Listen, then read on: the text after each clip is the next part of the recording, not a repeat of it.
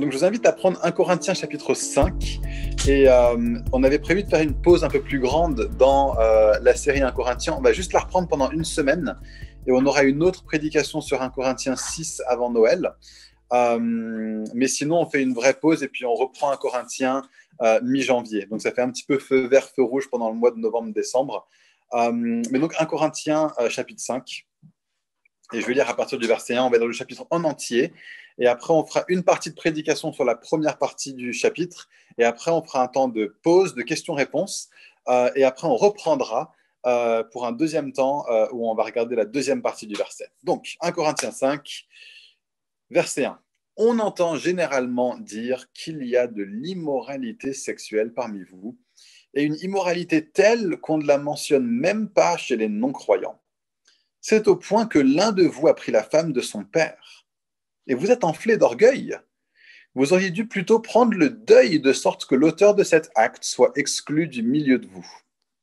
Quant à moi, absent de corps, mais présent en esprit, j'ai déjà jugé l'auteur d'un tel acte comme si j'étais présent. Quand vous vous rassemblerez au nom du Seigneur Jésus-Christ, je serai avec vous en esprit, avec la puissance de notre Seigneur Jésus-Christ. Livrez un tel homme à Satan pour la destruction de la chair, afin que l'esprit soit sauvé le jour du Seigneur Jésus. Vous n'avez vraiment pas de quoi être fiers. Ne savez-vous pas qu'un peu de levain fait lever toute la pâte ? Purifiez-vous du vieux levain, afin d'être une pâte nouvelle, puisque vous êtes sans levain. En effet, Christ, notre agneau pascal, a été sacrifié pour nous.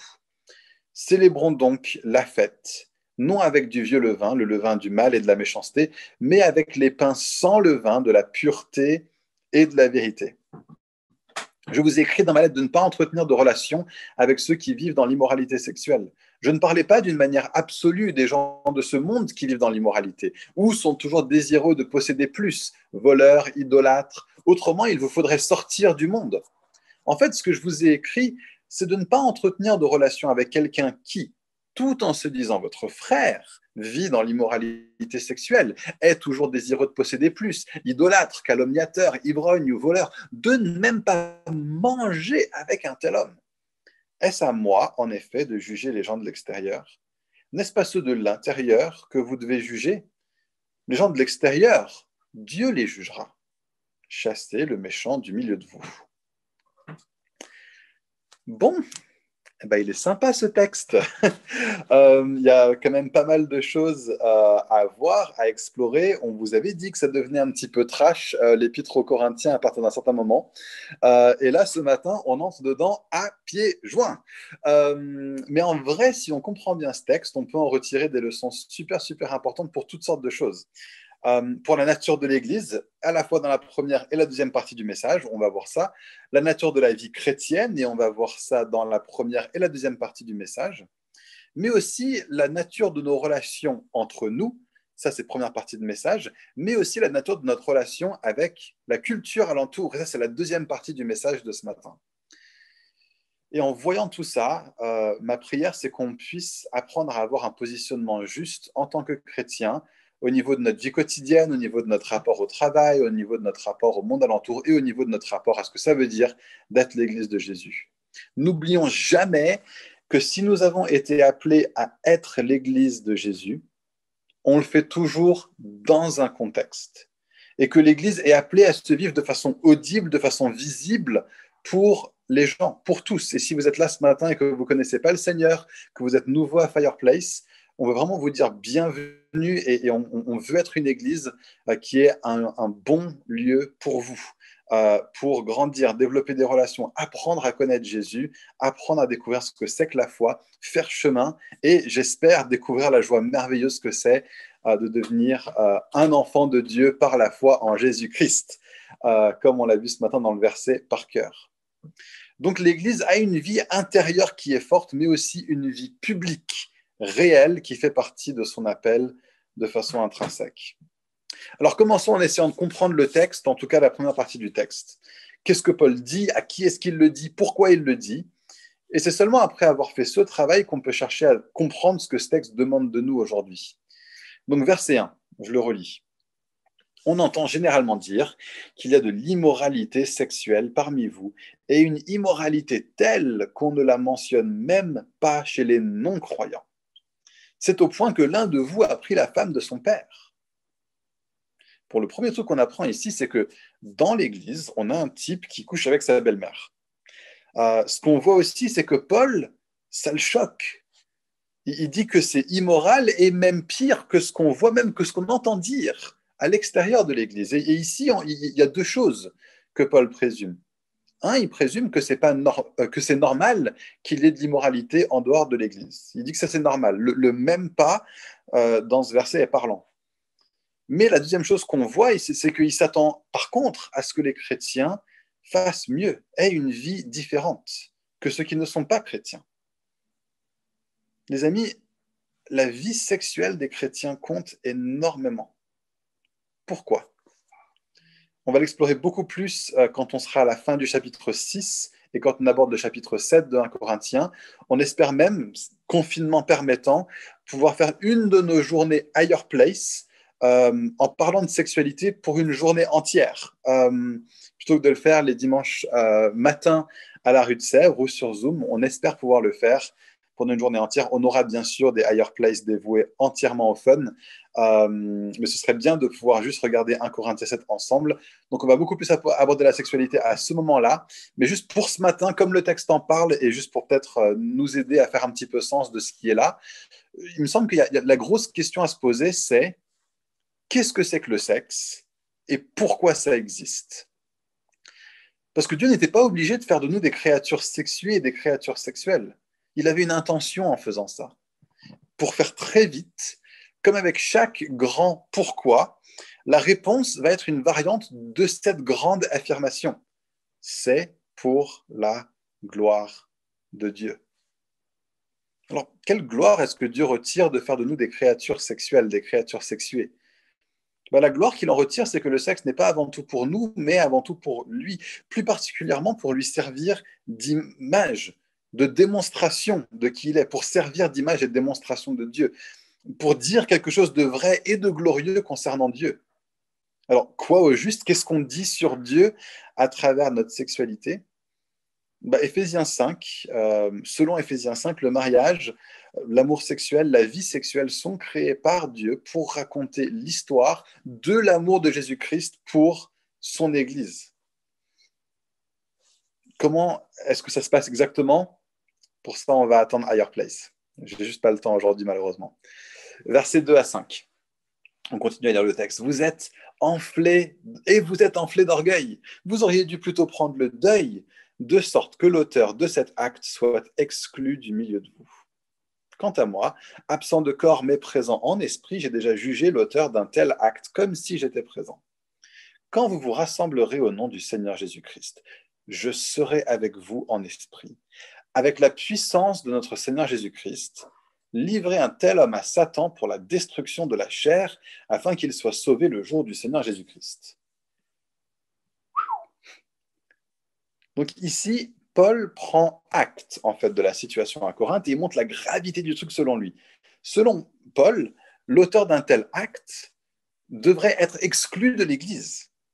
Il dit que pour lui, c'est déjà acté et il s'attend à ce que l'Église exerce ce qu'on appelle la discipline d'Église, ce que dans d'autres générations, on a appelé l'excommunion, dire aux gens, pour autant qu'on puisse le voir, tu ne fais pas partie de la communion de l'Église et donc tu ne peux pas te comporter comme si tu faisais partie de l'Église. Et on va regarder ça un petit peu plus explicitement parce que moi, je croyais que l'Église, c'était un lieu d'accueil, d'acceptation inconditionnelle où on ne jugeait personne. Alors, pour la question du jugement, je vous réfère juste au message de Kevin il y a quelques semaines sur 1 Corinthiens 2. Le message s'appelle Le discernement et le jugement. Il a fait un travail super. Tout est sur notre compte YouTube. Et en gros, il a vraiment dit qu'il y avait une façon super juste de discerner entre le bien et le mal sans condamner les gens. Et que juger, ça pouvait vouloir dire deux choses. Nous, on est appelés à évaluer, à tracer une ligne qui est claire, mais pas à condamner, ça, c'est pas notre place. Et donc, notre attitude doit constamment être bienveillante, gracieuse, accorder le bénéfice du doute aux gens, mais aussi être intransigeant sur ce qu'on appelle péché. Et donc, on va parler un petit peu de cette question de discipline d'église ou d'excommunion, ou ce que Paul appelle livrer la personne à Satan pour la destruction de sa chair. Il me semble que pour Paul, ce qui est clair, c'est que, et écoutez bien cette phrase, on va l'explorer, on va la décortiquer. Selon Paul, il est clair que une personne qui se complaît à vivre dans le péché ne peut pas faire partie visiblement de l'Église. Ne peut pas faire partie de l'Église de façon visible. Donc on va juste expliquer cette phrase. Alors j'ai pas dit tout le monde qui pêche, sinon l'Église serait vide. J'ai parlé de vivre dans le péché, c'est-à-dire qu'il y a un péché qui devient un style de vie, pas juste quelqu'un qui ment, mais quelqu'un dont la situation actuelle est bâtie sur le mensonge. Pas juste quelqu'un qui commet un acte immoral, mais dont l'immoralité fait partie de sa vie. Hein. C'est de quoi il est question dans ce texte, hein. Avec un homme qui, non pas seulement a fait une fois quelque chose de mauvais, mais qui de façon fréquente couche avec la femme de son père. Pas seulement quelqu'un qui a volé, par exemple, mais quelqu'un dont la vie est soutenue par le vol. Donc on parle de vivre dans le péché. Et j'ai dit quelqu'un qui se complaît à. Il y a des personnes qui luttent avec un péché particulier ou avec une tentation particulière, qui sont aux prises peut-être avec une vie qui est issue de décisions passées, qui l'empêchent de sortir de leur situation marquée par le péché dans l'immédiat. Mais ici, moi je parle d'une personne qui ne reconnaît pas son péché. Hein. Paul dit, et vous vous enflez d'orgueil.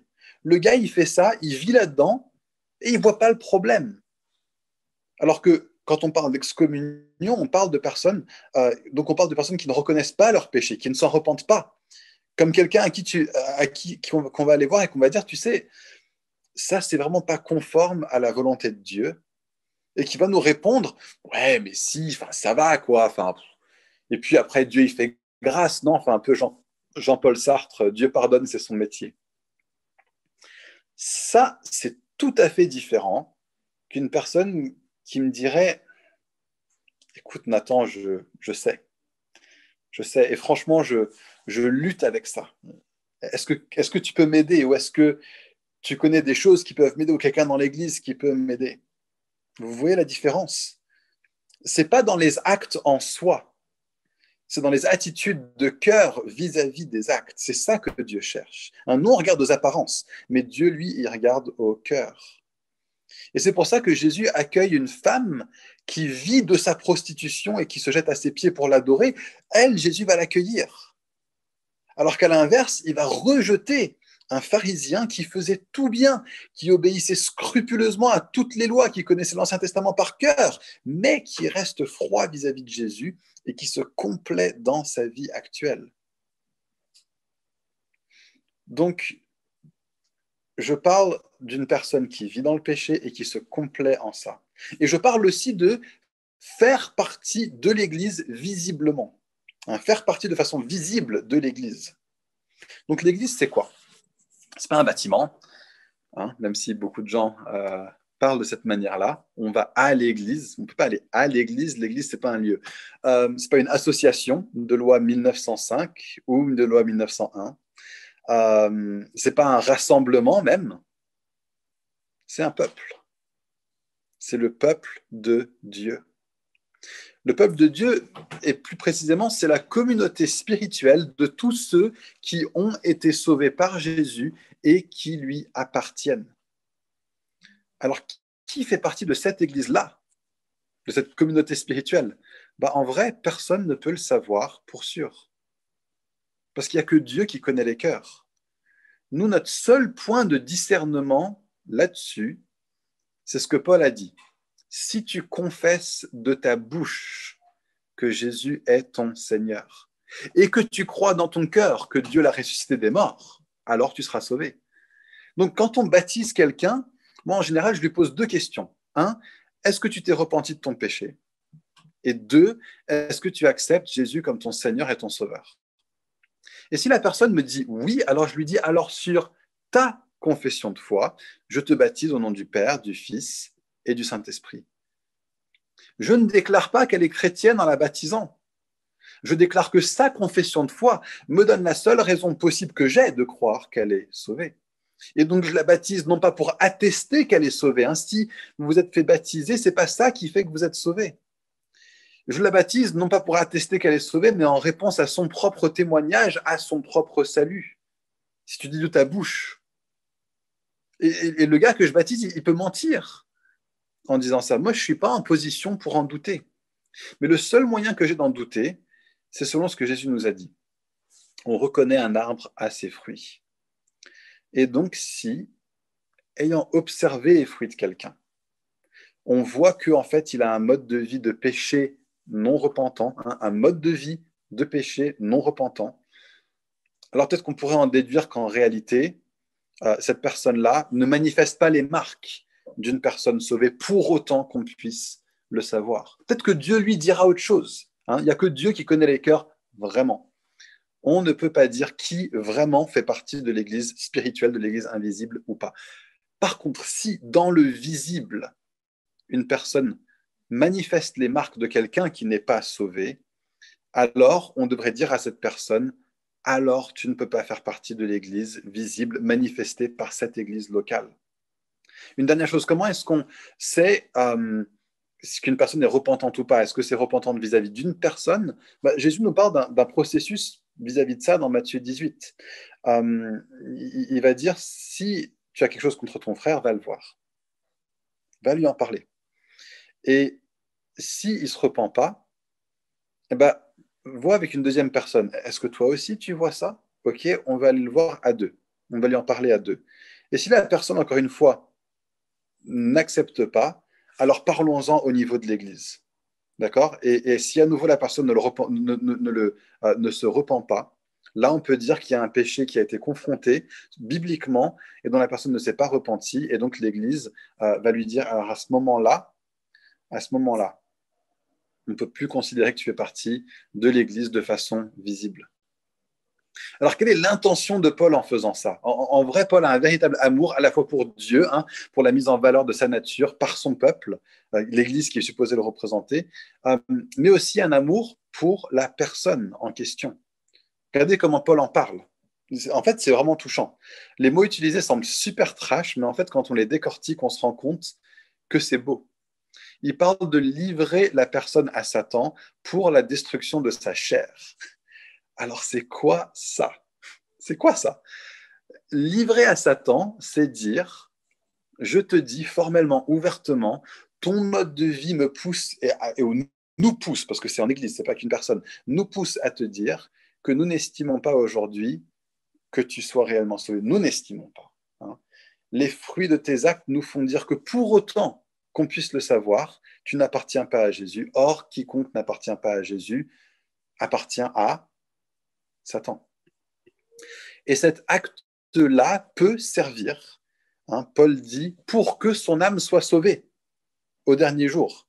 Et donc peut servir comme d'un électrochoc spirituel. La personne qui dit, ok, attends, l'Église me voit l'état de mon âme de cet œil-là. Moi qui pensais que ce n'était pas sérieux ce que je faisais, je me rends compte que c'est vraiment sérieux. Et il faut que je vive un truc là. Et d'ailleurs, Paul fait référence dans 2 Corinthiens à cette personne de qui il est référence dans 1 Corinthiens, et il est référence du fait que cette personne-là s'est repentie, que la discipline d'église a eu un impact. Hein, le en vue d'eux, c'est en vue de la destruction de sa chair. Alors c'est quoi ça? Dans les mots de Paul, quand Paul parle de chair, il parle de tout ce qui est désir selon notre nature originale hors de Christ. C'est les penchants naturels de l'homme qui n'a pas l'esprit de Dieu en lui. Et donc cet acte de livrer la personne à Satan est en vue de quoi? De la destruction de sa chair, de tous ces désirs qui maintiennent la personne dans son ancienne vie loin de Christ. Donc c'est un peu comme si on a Jésus et on a Satan qui se débattent pour la personne qui est là au milieu. Et Jésus, bien sûr, étant plus fort, bien sûr, attirerait clairement cette personne à lui. Mais parce que la personne, elle, est attachée à sa chair, qui est dans l'emprise de Satan, ça fait que Satan peut encore la retenir. Et c'est comme si, avec l'Église qui dit allez, livrons-la à Satan. Ça fait une telle prise de conscience à cette personne qu'elle pourrait, c'est pas une garantie, c'est pas automatique, mais qu'elle pourrait, à cause de cet acte, relâcher sa chair en se rendant compte qu'il y a une vraie gravité là-dedans. Et donc Satan se retrouve avec la chair dans sa main et la personne, elle, ayant lâché prise de sa chair, est libre pour totalement aller vers Jésus. C'est à ça que sert la discipline d'Église, afin que son âme soit sauvée au dernier jour. Et peut-être même que toi, ce matin, tu es là sur Zoom et tu sais qu'il y a des choses dans ta vie auxquelles tu es attaché. Ça peut être des choses matérielles, ça peut être un certain confort qui t'empêche de t'abandonner à Jésus. Ça peut être des relations, ça peut être des habitudes, ça peut être un péché précis. Et mon souhait, c'est que ce message, ce texte même, te serve d'une façon ou d'une autre de discipline et de te faire lâcher ta chair. Laisse-la filer. Tu as été appelé à mourir à qui tu étais et à vivre pour Christ. Et en restant attaché à ces choses de la chair, tu es retenu de pleinement être donné à Christ dans la plénitude de la nouveauté de vie qu'il a pour toi. Donc les amis, soyons une église qui est libre de toutes ces choses qui obstruent et qui retiennent. Et puis avec tout ça d'un seul coup, on comprend peut-être beaucoup mieux les prochains versets qui vous avaient peut-être semblé de vraiment mauvais goût, presque amers quand on les a lus pour la première fois. Écoutez ça, verset 6. Vous n'avez vraiment pas de quoi être fiers. Ne savez-vous pas qu'un peu de levain fait lever toute la pâte? Purifiez-vous du vieux levain afin d'être une pâte nouvelle, puisque vous êtes sans levain. En effet, Christ, notre agneau pascal, a été sacrifié pour nous. Célébrons donc la fête, non avec du vieux levain, le levain du mal et de la méchanceté, mais avec les pains sans levain de la pureté et de la vérité. Donc ici, Paul dit que la discipline d'église, ce truc de livrer quelqu'un à Satan pour la destruction de sa chair, c'est pas que pour la gloire de Dieu et le bien de la personne, c'est pour l'église elle-même. Un peu de levain dans une pâte affecte l'ensemble. Donc les amis, même si ce n'est pas des questions de discipline d'église nécessairement, j'aimerais vraiment à travers ce texte, cette question du levain dans une pâte, nous appeler à vivre quelque chose de vraiment, vraiment fort ici en tant qu'église. Ce texte nous appelle à être une église qui s'éloigne radicalement de quoi? Selon le texte, du mal et de la méchanceté. Et ça revient encore une fois à nos relations, à comment on se voit les uns les autres, comment on pense à eux, comment on parle d'eux, comment on peut décider par amour de refuser d'écouter quand une autre personne dit du mal ou répand des rumeurs ou des oui-dire. Et donc à la place du mal et de la méchanceté, on est appelé à être une église où règne quoi? La pureté et la vérité. Et Paul parle de pâte, il parle de pain, il parle de levain.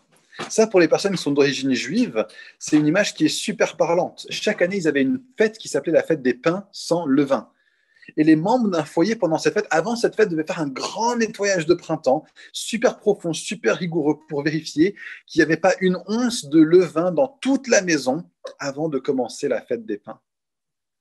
Et donc, nous aussi, peut-être qu'on est appelés à travers ce texte à aller à la chasse au levain dans les recoins de notre cœur. Peut-être notre côté suspicieux qui va être là à présumer le pire de quelqu'un, alors que l'Église est remplie en fait de personnes qui sont aimées par Dieu fondamentalement, acceptées par lui, sur qui Dieu a porté son dévolu, des gens que Dieu ne condamne pas et de qui il n'attend pas la perfection.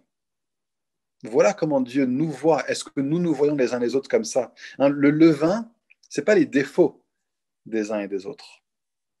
Le levain, c'est le péché. Et ce péché peut même se manifester dans notre attitude les uns vis-à-vis des autres. Et un dernier point avant qu'on passe à un temps de questions en groupe pour se positionner par rapport à ce qui vient d'être dit et pour nous préparer à la deuxième partie du message. Dernier truc que je repère dans ce texte, c'est que nous sommes appelés à la fête.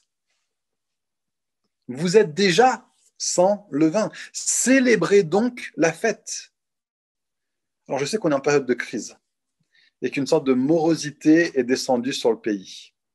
Mais les amis, nous sommes un peuple mis à part qui vit cette période permanente de la fête du pain sans levain. Nous avons accès en permanence à la présence de Dieu. Et il nous accueille à bras grands ouverts. Et nous avons été librement pardonnés de toute faute pour la nouveauté de vie. C'est à la liberté que nous avons été appelés, pas à la lourdeur, à l'intensité, à la pénombre, à la grisaille, mais à la légèreté, à la liberté, à la lumière et à la fête.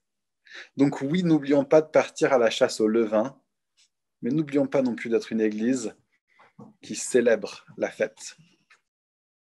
Ok, on passe deuxième partie de message, rapport à la culture, rapport au monde. Donc verset 10 de 1 Corinthiens 5, Paul dit, je ne parlais pas d'une manière absolue des gens de ce monde qui vivent dans l'immoralité ou sont toujours désireux de posséder plus, voleurs, idolâtres.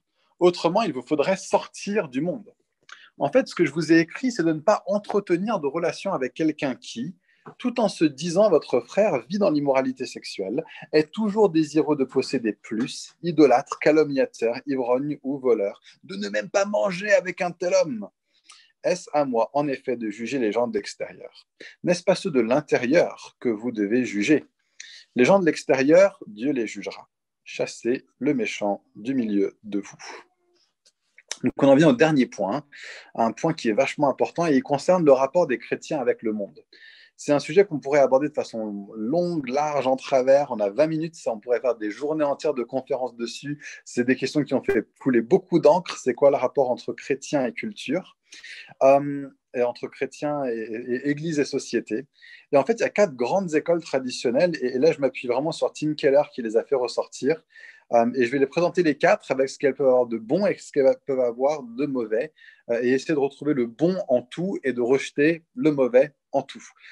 Et de créer une sorte de 5e nouvelle école qui est proposée d'ailleurs par Tim Keller, pas seulement par moi, mais je trouve que ce que Tim Keller dit est excellent. Donc la première école, on va sur son graphique, c'est en haut à gauche, donc là. Il a sur le graphique, et je ne peux pas les mettre parce que la vidéo n'a pas exporté, donc voilà, je le fais en live. Imaginez qu'il y a marqué là-haut 2 royaumes. Donc l'école des 2 royaumes, ce qu'elle va dire en gros, c'est qu'il y a la sphère séculière et il y a la sphère sacrée. Et les deux fonctionnent en parallèle. Et on est appelé à faire le bien dans les deux au mieux de notre possible, mais sur un mode différent. Alors, ce qui est bien là-dedans, c'est que par exemple, si tu es cordonnier, tu vas te retrouver à faire ton métier à fond en y voyant autant d'importance que si tu étais pasteur, par exemple. Et Luther va dire ça, cette vision, elle vient de Martin Luther. Luther, il la développe en contre-réaction au côté où si tu es responsable d'église, tu es le summum dans l'église, Luther va dire non, non, il y a quelque chose de Dieu dans tout ce qu'on fait, dans toutes nos activités. Sauf que le problème, c'est qu'il peut tomber dans l'écueil du gars qui va dire en gros, moi, mon travail, je le mets au-dessus de tout ce qui est vie d'église, etc. Et donc, fondamentalement, il va se dire que son travail n'a rien à voir avec la construction du royaume de Dieu. Il surspiritualise le royaume de Dieu comme chose qui n'est que spirituel et n'en voit pas les éléments physiques qui sont présents dans le monde aujourd'hui. Et en vrai, ce qu'on devrait être appelé à faire, c'est d'amener les deux à être en conjonction l'une avec les autres. Et donc, non pas de les séparer, mais de les voir en unité, d'avoir une sorte de tout unifié au niveau de notre vie. Et donc de pouvoir voir nos vies tout entières comme comportant plusieurs choses qui fonctionnent main dans la main les unes avec les autres. Et là-dedans, ce qui se passe, c'est que Jésus a dit cherchez d'abord le royaume de Dieu et sa justice, et tout le reste vous sera ajouté. Et il y a une question de primauté de la vie d'Église dans les priorités des chrétiens, même ceux qui ne sont pas appelés à avoir une activité professionnelle ou à plein temps ou quoi que ce soit au service de l'Église. On est tous appelés à mettre du temps au service de l'Église, bien sûr, mais certains ont aussi quelque chose de fort de la part de Dieu dans ce qu'il leur demande de faire au niveau professionnel.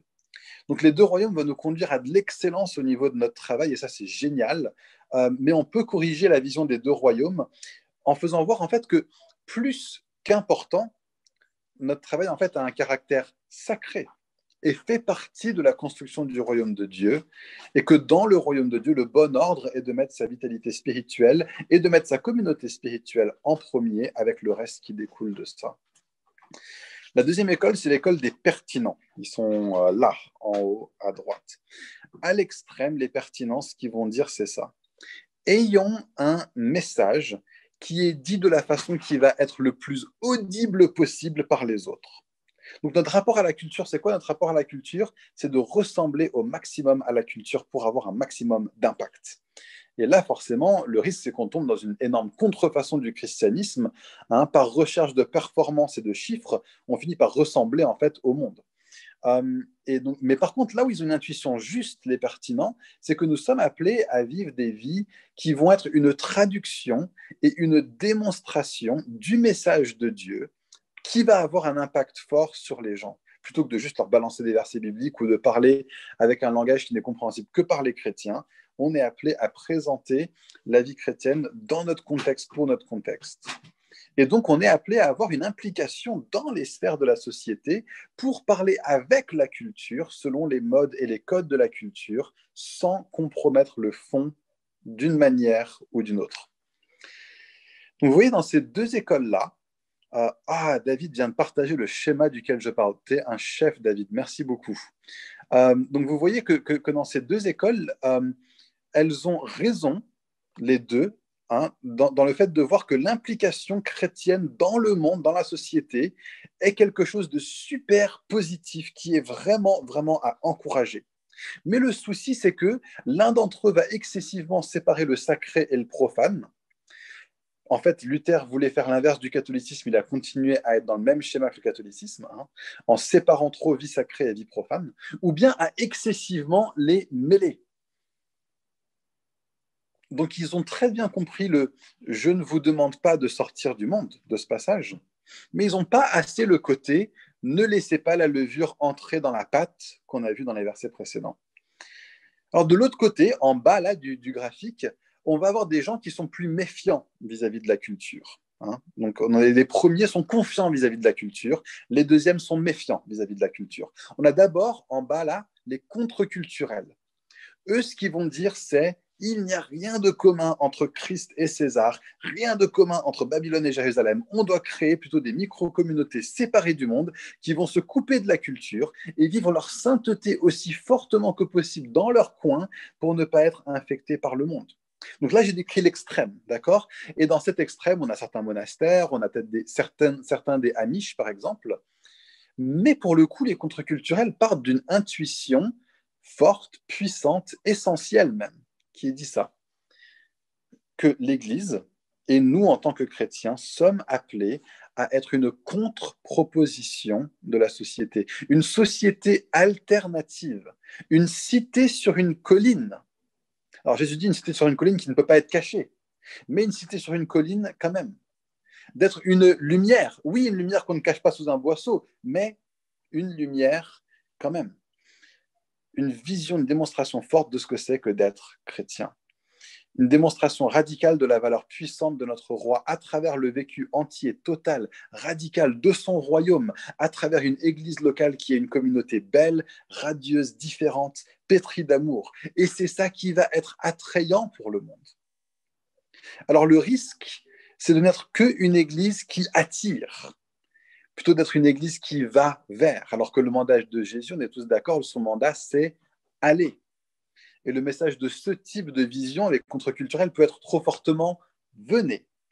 Je pense que ce serait plus juste de dire, comme Gareth la semaine dernière, allez. Et Gareth nous a prêché très fortement la semaine dernière le aller, mais aussi de le compléter avec le fait de construire des églises fortes et belles, remplies d'amour et de relations géniales et de louanges passionnées et de prières confiantes pour pouvoir dire aux gens que nous sommes allés voir, maintenant, venez voir. Ça ne sert à rien d'aller voir les gens, de leur parler de Jésus et que quand ils viennent voir à quoi ça ressemble, la vie manifestée par Jésus dans l'Église, ils se disent ça ressemble à rien en fait. Donc, les contre-culturels ont quelque chose de vraiment important à nous communiquer. Et enfin, la quatrième école, c'est les transformationnistes. Alors, eux, ce qu'ils vont dire, c'est que le christianisme est appelé à avoir un effet transformateur sur leur contexte. Ils vont conduire le christianisme à avoir un effet non pas seulement sur l'Église, mais sur la société en général. Alors, poussé à l'extrême, ça va donner des groupes comme ceux qu'on appelle les théonomistes, Les théonomistes qui vont dire, c'est qu'on doit faire en sorte, par exemple, que la loi de Dieu soit mise en place dans chaque pays pour conduire tout le monde, chrétien ou pas, à être sous une loi de type chrétienne. Il y en a d'autres, les dominionnistes, qui vont dire qu'il faut que les chrétiens soient en responsabilité dans tous les domaines d'influence pour faire valoir les valeurs et la culture du royaume de Dieu. Donc beaucoup de gens qui sont derrière Trump, par exemple, sont à fond là-dessus. Et une des raisons pour laquelle on a vu Paula White cette semaine, qui est la conseillère spirituelle de Donald Trump, être en mode combat spirituel parce qu'il faut que Trump soit élu, c'est parce qu'elle a cette vision que elle pense que Trump est vraiment chrétien. Bon, ça, c'est que Dieu qui peut en juger. On reconnaît un arbre à ses fruits, néanmoins. Mais elle se dit, bah, il est chrétien, il faut que ce soit des chrétiens qui sont en position de domination dans la société, pour le bien de la société, bien sûr, mais ça reste une vision qui est extrême. Les théonomistes, ceux qui disent qu'il faut que la loi de Dieu soit là dans les pays, ils oublient de dire ce que ce texte dit. Ce n'est pas à nous de juger les gens du dehors. Les gens du dehors ne croient pas en Dieu. On ne peut pas imposer qu'ils se conduisent comme des gens qui croient en Dieu. Notre objectif, ce n'est pas la modification de comportement des gens, c'est la transformation des cœurs. Alors, les dominionnistes aussi, les gens qui sont à fond Trump, machin, Paula White, se trompent aussi en lisant dans Matthieu 28 l'idée de faire de toutes les nations des disciples. Et donc, ils vont voir l'idée de non seulement conduire les personnes à connaître Jésus, mais aussi à faire des disciples des structures d'autorité, à baptiser les structures d'autorité dans un sens. C'est une mauvaise lecture de Matthieu 28, c'est pas ce que Jésus est en train de dire. Par contre, à leur meilleur, les transformationnistes vont avoir un truc super important à dire en vivant de façon équilibrée les principes de Jérémie 29, qui dit, et là Jérémie écrit au peuple de Dieu, non pas en Israël sous le règne de Dieu, mais à Babylone, dans un royaume qui est complètement étranger. Il leur dit ça, il leur dit, recherche le bien de la ville dans laquelle vous êtes placés et priez pour elle, parce que votre bonheur dépend du sien. Donc, par exemple, l'église de Tim Keller, qui a donné ce graphique, voilà son ordre de mission. Nous existons pour contribuer à bâtir une ville bonne pour toute personne à travers un mouvement de l'évangile qui conduit à la conversion personnelle, à la création de vie en communauté, à la justice et au renouveau culturel pour New York et à travers New York du monde. Vous voyez, il commence par le fait que c'est à travers l'évangile et la conversion personnelle que nous recherchons le bien de la ville. Mais il voit aussi que ça doit même découler sur le bien-être de la ville à travers les vies transformées par Christ, vécues en communauté, en église. Ça, c'est du transformationnisme équilibré. Et donc, ces deux derniers versets vont parler du côté distinctif de l'église. Ces deux dernières visions vont parler du côté distinctif de l'Église, dans ce qu'elle doit être à part du monde, mais qu'on peut virer trop fortement vers une distinction trop forte par rapport à la culture, ça c'est les contre-culturels, et l'autre peut virer trop fortement vers l'imposition des voies visibles du christianisme sur la culture, sans se focaliser sur l'essentiel de notre mission, c'est-à-dire la proclamation de l'Évangile en parole et en acte, à un niveau personnel et à travers l'Église, pour conduire les gens à une rencontre avec Jésus. Donc, une façon simple de résumer l'enseignement de 1 Corinthiens 5, c'est simplement de dire, nous devons être fortement présents dans le monde, mais nous devons aussi être radicalement distincts du monde. La théologie des deux royaumes va nous rappeler d'avoir une excellence humble dans notre sphère de travail. Les pertinents vont nous rappeler de vivre notre caractère distinctif d'une façon qui soit lisible et persuasive pour notre culture. Les contre-culturels vont nous rappeler de ne pas laisser une once de levain dans la pâte de l'Église. Et les transformationnistes vont nous rappeler de ne pas se limiter à une piété personnelle, mais plutôt de laisser notre vie convertie et nos communautés d'Église belles rejaillir sur le reste du monde. Et donc en pratique, ça veut dire quoi? Il me reste 5 minutes 4. 4. Allez, il me reste 4 minutes. En pratique, ça veut dire quoi? Au niveau de notre travail, c'est sur ça que je me focalise. Ça pourrait vouloir dire d'autres choses par rapport à d'autres rapports à la société. Mais au niveau de notre travail, Et je parle pas seulement à ceux qui ont un emploi rémunéré, je parle aussi à ceux ou celles qui sont à la maison avec leurs enfants, à ceux qui sont actifs dans la vie associative ou dans leurs études. Si tu es indépendant ou que tu es pourvoyeur de services, alors il me semble que sur la base de ce texte, on peut dire qu'on serait appelé à servir tout le monde au mieux que nous pouvons. Peut-être que vos clients ne seront pas du tout chrétiens et vous demanderont même de travailler sur un projet qui ne sert en rien les valeurs du royaume. Est-ce qu'on le fait ou on ne le fait pas? Même temps, sur la base de ce texte, on ne peut pas sortir du monde. Faites-le. On ne peut pas travailler en dehors du monde, en vous souvenant que ce n'est pas vous qui êtes responsable de leur projet, même si vous leur pourvoyez des services en tant que prestataire pour ce projet. Si ce projet, ils voulaient le faire dans l'église, bien sûr qu'on leur dirait non. Mais on ne peut pas s'attendre à ce que les gens en dehors de l'église veuillent faire quelque chose qui est dans le sens de l'église. Mais toi, en tant que prestataire de service, en tant qu'indépendant, fais-le avec une qualité d'amour, avec un altruisme, avec une justice, avec une justesse telle qu'à travers vous, ils vont pouvoir voir Dieu à travers ta façon de faire. Si peut-être tu es employé, peut-être que les objectifs de ta boîte ne sont peut-être pas les objectifs du royaume. Et employé, ça peut aussi vouloir dire employé à l'éducation nationale. Donc peut-être que les objectifs de votre boîte ou de votre organisme ne sont pas les objectifs du royaume. Et pourquoi est-ce qu'ils le seraient? Ta boîte n'est pas dirigée par quelqu'un qui est citoyen du royaume. Par contre, toi, conduis-toi d'une manière qui va refléter la culture de ta citoyenneté céleste au sein de ton travail. Comme Daniel, qui a été comme un Babylonien dans Babylone en tout, sauf dans sa vie intérieure, et en traçant une ligne claire au niveau du compromis moral qu'un supérieur pourrait demander de toi, même si ça te coûte au niveau de ton avancée professionnelle. Si tu es un cadre, ou un entrepreneur, ou un décideur, d'une façon ou d'une autre, dans ce cas-là, il me semble que ce texte pourrait nous appeler, à travers les principes qu'on en a vus, à orienter les objectifs de ton secteur, de ta boîte, de ta sphère d'influence, vers des objectifs du royaume dans le sens physique, pour servir au bien-être de ta ville, de ta société, de promouvoir des comportements conformes à la justice biblique, sans par contre demander aux gens de s'aligner à l'éthique biblique en ce qui concerne leur vie personnelle. Ce n'est pas notre place dans cette sphère-là de notre vie. Mais par contre, de briller au milieu d'eux par ta propre vie, par ton exemple, et de te servir de la position d'influence que tu aurais en tant qu'entrepreneur, de cadre ou de décideur, pour faire valoir la valeur du règne de Dieu dans ton pays, dans ton contexte.